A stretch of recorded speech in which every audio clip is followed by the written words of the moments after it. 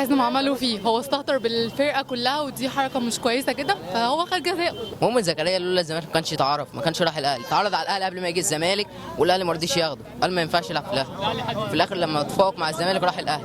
الزمالك اللي عملته، كان بيلعب في الانتاج الحربي وبيلعب في انبي وراح.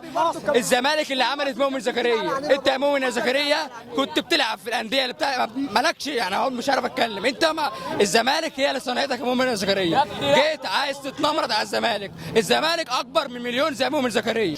هو خد الزمالك بوابه انه يروح الاهلي، هو الزمالك اللي صنعه. طب ما كان في انبي الاهلي كان رميه، ما جابوش تاني ليه؟ حضرتك مؤمن زكريا لعيب كويس ومحترم جدا. واحنا دلوقتي في مرحله احتفال بالدوري، اكبر من احنا نتكلم على لعيب في الاهلي. الموضوع انتهى، احنا خدنا الدوري وان شاء الله الكونفدراليه جايه والكاس.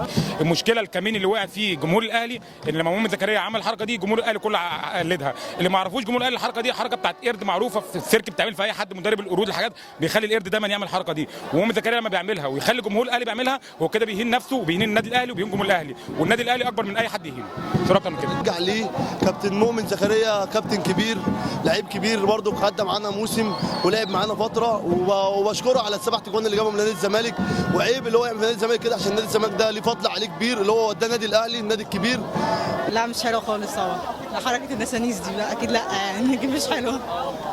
عادي، هو كل لعيب حقه يحتفل، بس مؤمن ما تنساش احنا اللي عملناك هنا اهوت، وانت كنت يعني الاهلي اصلا باعك واحنا اللي جبناك وعملناك، فعادي برضه يعني الفلوس الانتماء مش بفلوس.